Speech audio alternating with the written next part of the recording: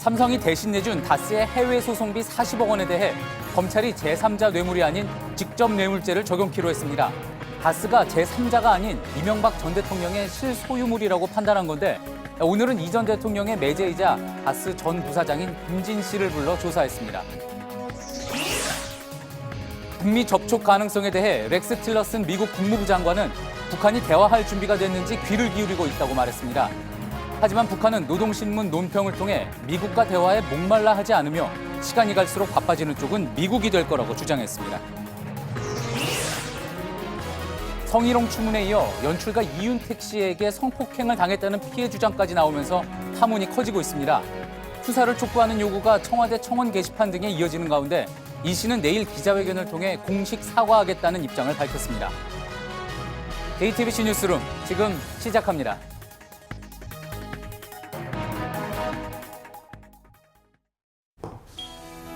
공기청정기가 도로 위로 내일을 바꾸는 현대수소 전기차. 다음 소식입니다.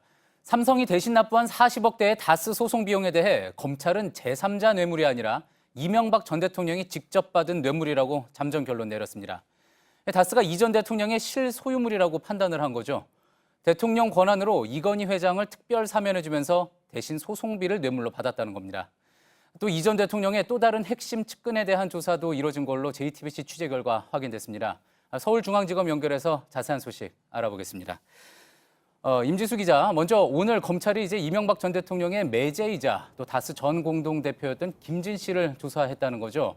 다스의 실소유주를 확인하는 작업의 연장선상에 있다고 볼 수 있겠습니까?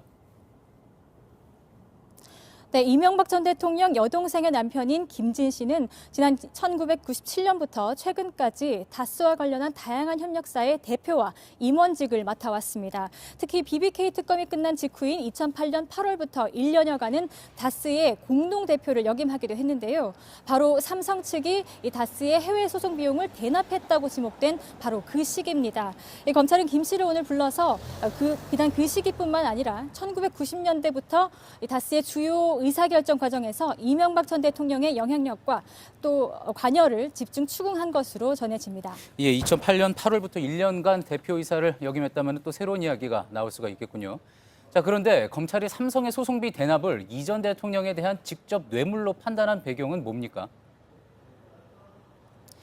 네, 검찰은 최근 다스 설립 과정부터 관여한 다스의 김성우 전 사장, 그리고 재산관리인으로 알려진 이병모 씨, 그리고 집사로 알려져 있는 김백준 전 청와대 총무기획관 등을 상대로 집중 조사를 벌여왔습니다. 이 과정에서 검찰은 이 다스의 설립 비용을 이 전 대통령이 냈을 뿐만 아니라 인사와 회계 처리 과정에서 최종 결정권을 행사한 정황을 다수 확보한 것으로 전해집니다.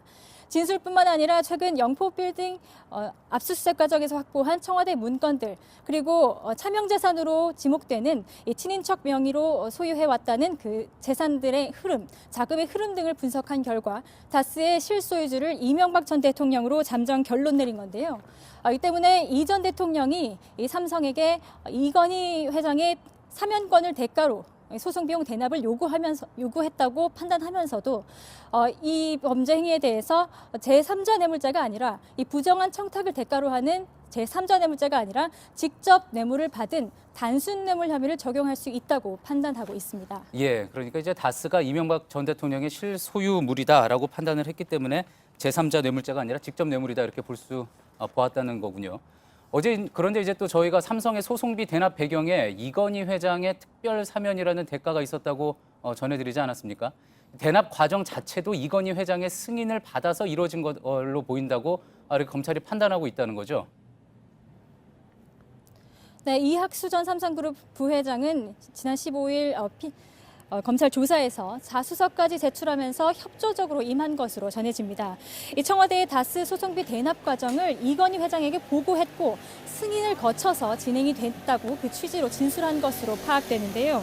검찰은 다스 삼성 압수수색 과정에서 이 소송비 대납 과정이 담긴 그 진행 과정이 담긴 핵심 물증들도 확보한 것으로 전해집니다. 예, 지금까지 서울중앙지검에서 임지수 기자였습니다. 예, 보신 것처럼 이건희 삼성전자 회장에 대한 대가성 사면 의혹을 뒷받침하는 진술이 이 회장의 최측근이었던 이학수 전 부회장으로부터 나온 거죠. 이에 대해서 이명박 전 대통령 측에서 오늘 보도자료를 통해 입장을 내놨습니다. 이건희 회장 사면과 다스 소송비 대납을 연결짓는 것은 악의적이라는 주장이었습니다. 이서준 기자입니다. 이건희 회장 대가성 사면 의혹이 불거진 이후 침묵을 지키던 이명박 전 대통령이 오늘 입장을 냈습니다. 이학수 전 삼성 부회장이 MB 청와대로부터 소송 비용 대납을 요구받았다고 밝힌 내용이 공개된 직후입니다. 먼저 이 전 대통령은 다스 소송에 관여한 바가 없다고 주장했습니다. 때문에 이 회장 사면과 연결시키는 것은 악의적이고 있을 수 없는 일이라고도 했습니다. 그러면서 이 회장 사면 배경도 다시 한번 강조했습니다. 평창올림픽 유치를 위해서였다는 겁니다. 당시 이 회장 사면을 각계에서 강력히 건의했고 국민적 공감대도 있었다며 사면 결과 이 회장은 평창 동계올림픽 유치에 큰 공헌을 했다는 겁니다. 이 전 대통령은 지난달 입장 발표 때도 평창올림픽 유치를 강조했습니다. 자, 끝으로 평창 올림픽을 어렵게 유치를 했습니다.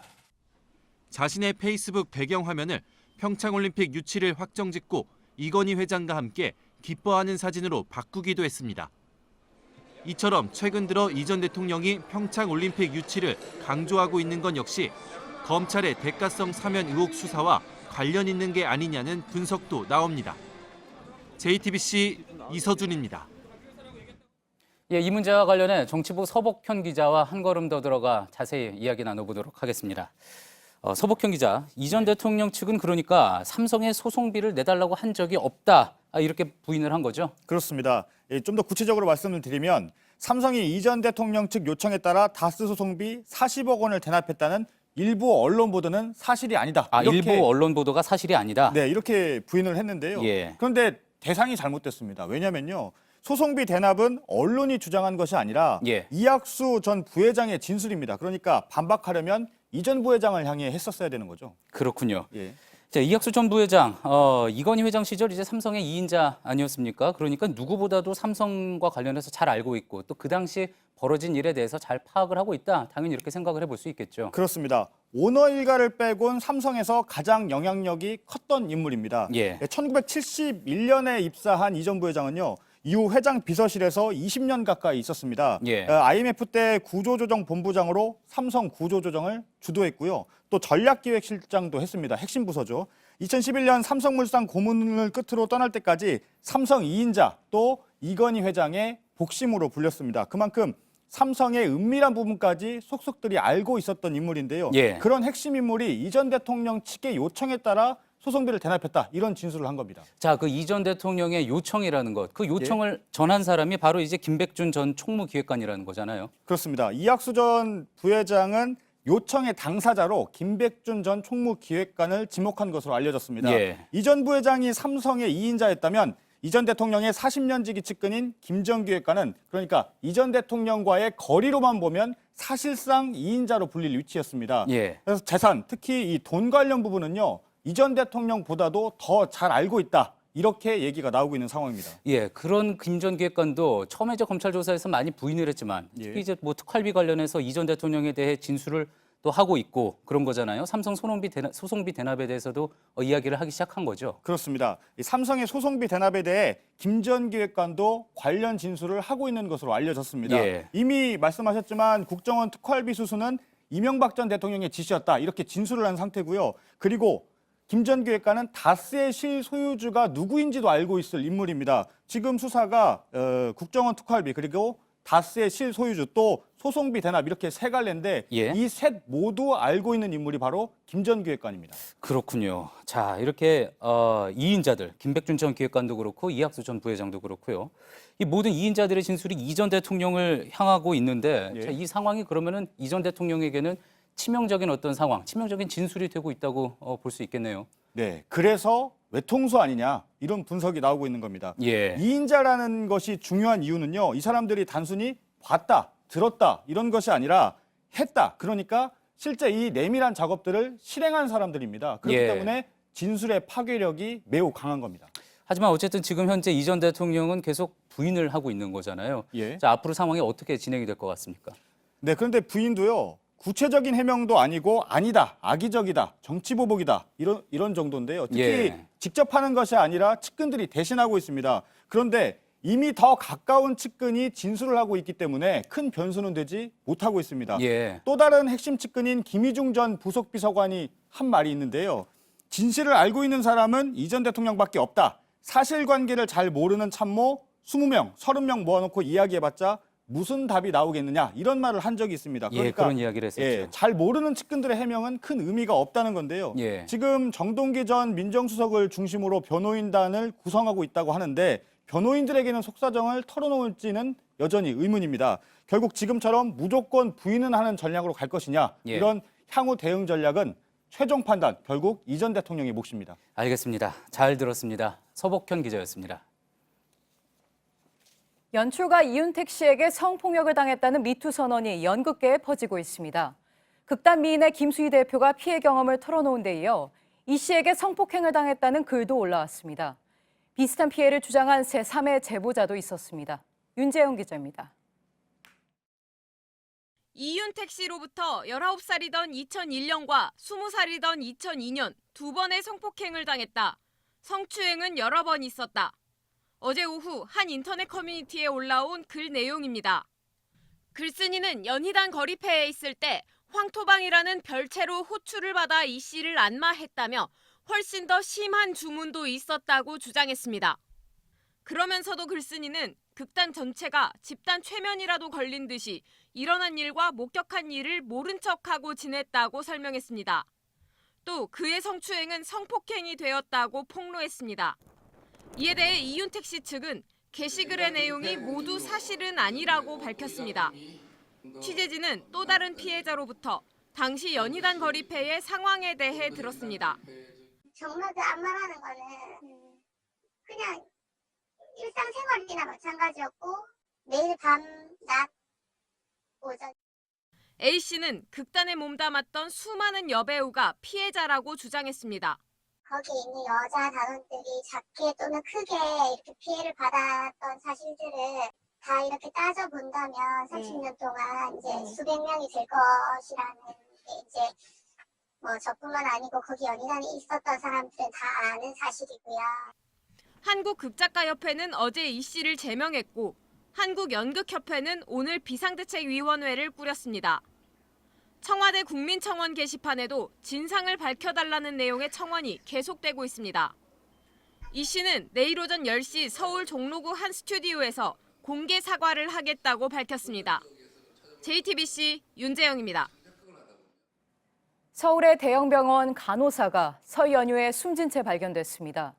유족들은 지난 9월 병원에 들어간 뒤 무리하게 실무에 투입됐고 압박감으로 극단적인 선택을 했다고 주장했습니다.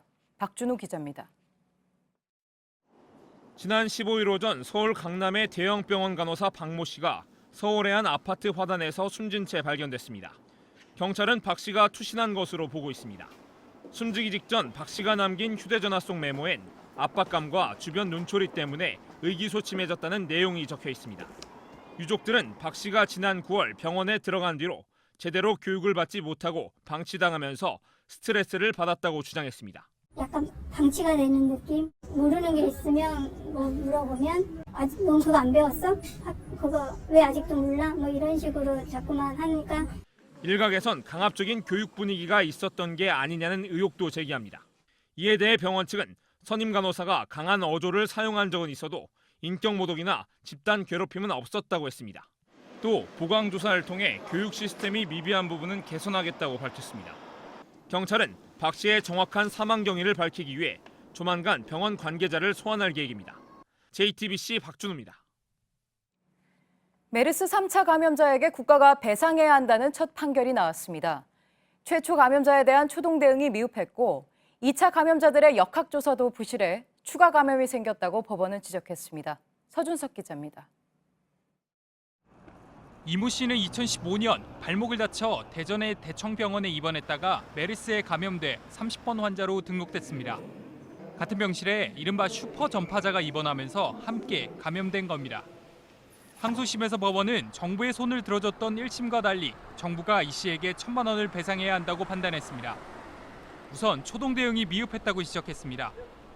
당시 바레인에 다녀온 최초의 일본 환자에 대해 삼성서울병원은 메르스 진단 검사를 요청했습니다. 하지만 질병관리본부는 바레인이 메르스 발생 국가가 아니란 이유로 검사를 미뤘습니다. 뒤늦게 일본 환자가 거쳐간 4개의 병원을 상대로 역학조사를 벌였지만 이번엔 조사 대상이 제한적이었습니다. 일본 환자가 평택 성모병원에서 4일간 머물며 8층 복도를 여러 번 오갔는데도 해당 환자와 같은 병실을 사용한 사람들만 격리했습니다. 결국 일본 환자는 8층의 다른 병실을 사용하던 16번 환자에게 균을 옮겼고 16번 환자는 대청병원에서 이 씨를 전염시켰습니다. 법원은 역학조사가 제때 이뤄졌다면 이 씨의 감염을 막을 수 있었을 것이라고 했습니다. 국가의 메르스 대응 부실 책임이 처음으로 인정된 가운데 전국에서 진행 중인 10여 건의 비슷한 소송에도 영향을 미칠지 주목됩니다. JTBC 서준석입니다. 날이 건조해 산불이 계속되고 있습니다. 올해 발생한 산불만 109건, 이 불로 200헥타르가 넘는 산림이 타버렸습니다. 지난해보다 산불이 2배 더 났는데 피해 면적은 30배에 이릅니다. 왜 피해가 컸는지 어한이 기자가 알아봤습니다.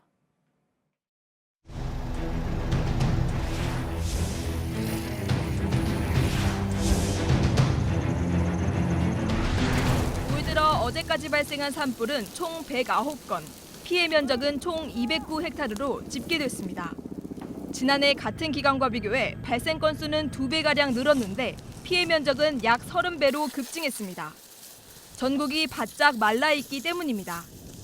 올해 건조특보는 수도권 기준으로 11건이 발령돼 3건에 그친 지난해의 4배에 가깝습니다. 특히 동쪽 지역 피해가 심각합니다. 강원도는 전체 피해의 57%를 차지하고 부산, 경북이 뒤를 이었습니다. 전문가들은 바람의 영향이 크다고 분석합니다. 동풍이 불어오는 게 아니라 북서풍이 불어오면서 동북쪽이 상대적으로 아직은 눈이나 비 소식이 없어서 예년에 비해 오래 가고 재발화가 잦은 것도 눈에 띕니다. 현재 우리 산림의 모습이 이런 현상을 부채질합니다. 60년대, 70년대 집중적으로 치산 녹화한 성과로 지금 상당히 나무가 잘 자라있는 상태가 되었기 때문에 나무 맨 윗부분이 서로 상당히 촘촘하게 지금 우산처럼 엮여져 있다는 거예요. 이 때문에 헬기에서 물을 뿌려도 잔불이 남아있는 낙엽층까지 도달하기 어려운 우산 효과가 생긴다는 겁니다. 특히 다가오는 봄철에는 습기가 적은 이동성 고기압의 영향을 받기 때문에 산불이 더 기승을 부릴 것으로 우려됩니다. JTBC 어환입니다. 병원에선 수술에 쓸 피가 부족한 경우가 많습니다. 설 연휴 이후가 더 걱정이라고 합니다. 정부는 병원의 혈액 사용량을 줄이는 방안까지 검토하고 있습니다. 이정엽 기자입니다. 서울 목동의 헌혈의 집. 이곳에선 2월 들어 하루도 빠짐없이 각종 캠페인과 이벤트를 열고 있습니다. 특히 올겨울엔 그 어느 해보다 오랫동안 강추위가 이어졌습니다. 이 때문에 헌혈을 독려하기가 여간 어려운 게 아니었습니다. 학생들이 학교를 안 가면 저희가 단체 헌혈률도 많이 떨어지고요. 겨울 동안에 수술 건들도 많이 있어서 많이 필요로 한 상태이고. 게다가 올겨울 독감이 기승을 부리면서 헌혈 참여자가 더 줄었습니다. 반면 혈액 사용량은 늘고 있습니다. 지난달 400cc짜리 혈액팩 17만여 개가 헌혈의 집에서 일선 병원으로 공급됐습니다. 1월 기준으로 역대 최고치입니다. 이렇다 보니 올 들어 적정 혈액 비축량인 5일치를 넘어선 날은 일주일에 불과했습니다. 그래도 지금까지는 어렵사리 관리를 해왔지만 앞으로가 걱정입니다. 통상 연휴가 끝나면 혈액 수요가 크게 늘어나는 데다 이번 설은 올림픽까지 겹쳐 헌혈을 기대하기 더 어렵기 때문입니다. 보건당국은 혈액 사용량을 직접 관리하는 방안까지 검토 중입니다. 캐나다의 경우 인구 1000명당 혈액팩 21개를 쓰는데 우리는 2배에 가까운 41개를 씁니다. 여러 원인으로 피가 낭비되고 있는 만큼 적정 수혈 가이드라인을 만들어 사용량을 줄일 방침입니다. JTBC 이정엽입니다. 저출산으로 올해 입학생이 한 명도 없는 초등학교가 전국에 120곳이 넘습니다. 대부분은 농어촌에 있는 학교들입니다. 입학생이 없으니 학교는 문을 닫고 젊은 층은 다른 학교를 찾아가는 악순환이 계속되고 있습니다. 정진명 기자입니다. 마지막 수업을 마친 학생들이 사물함에서 책을 모두 챙깁니다. 전교생이 10명인 이 학교는 다음 달 문을 닫아 학생들은 인근 학교로 전학 가야 합니다. 여기서 많은 추억이 있었는데 이제 딴 학교로 가니까 슬퍼서. 3년째 입학생이 없는 전남 강진의 이 초등학교는 학생 수가 3명뿐입니다. 올해 전남에서는 본교 6곳, 분교 42곳의 초등학교가 입학생이 없습니다. 최근 3년 동안 입학생이 한 명도 없는 학교도 8곳에 이릅니다. 전국적으로 올해 입학생이 없는 학교는 120여 곳, 전교생이 60명이 안 되는 작은 학교는 1,800여 곳이나 됩니다. 자연 소멸하거나 폐교돼 없어지는 학교도 많아지고 있습니다. 출산이 급격히 줄어드는 게 근본 원인이지만 이처럼 학교가 사라지면 아이를 키워야 하는 젊은 층도 떠날 수밖에 없습니다.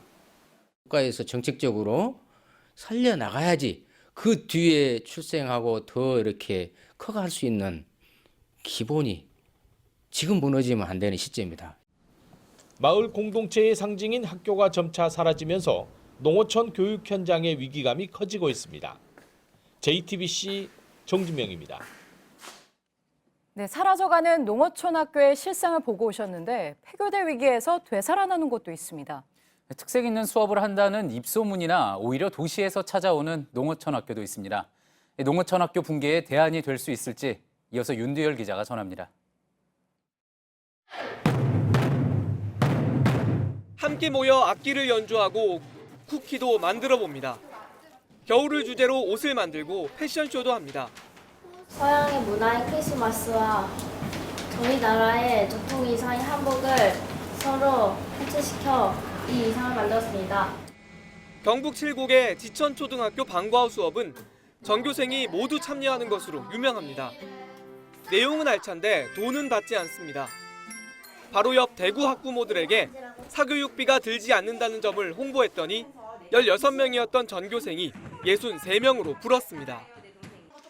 찰흙으로 만들기 놀이를 하다가 체스를 두거나 당구를 칩니다. 강원도 춘천의 금병초등학교는 노는 것은 1등이라는 자부심이 강한 곳입니다. 아이들이 공부에 찌드는 것이 싫은 도시 학부모들이 이 학교를 선택하면서 50명도 안 되던 학생 수가 이제는 180명이 됐습니다. 제주 애월의 덕럭분교는 학교 건물을 무지개색으로 칠한 뒤 유명해졌습니다. 이후 주민들이 공동주택까지 만들어 외지인을 유치하면서 17명이었던 학생 수가 100명을 넘어섰습니다. 통학버스나 택시 지원 등 각종 물리적인 지원책이 한계에 봉착하자 시골 학교에서는 각자의 특색을 살려 살 길을 찾아가고 있습니다.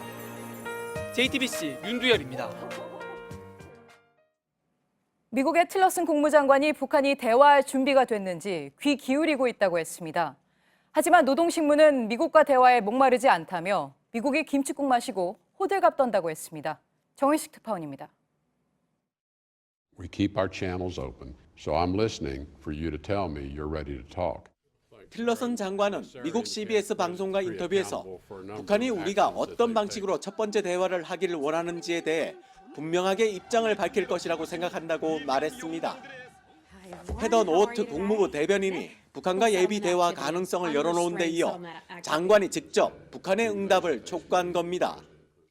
틸러슨 장관은 우리는 북한이 대화에 나서도록 설득하기 위해 당근이 아니라 커다란 채찍을 쓰고 있다고 말했습니다.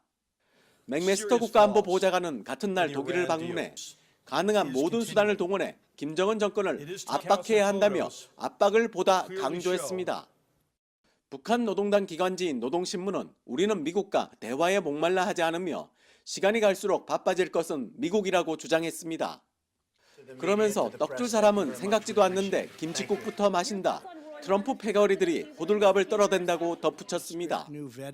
미국은 대화의 공을 북한에 넘긴 반면 북한은 급할 게 없다며 기싸움을 치열하게 벌이는 것으로 풀이됩니다.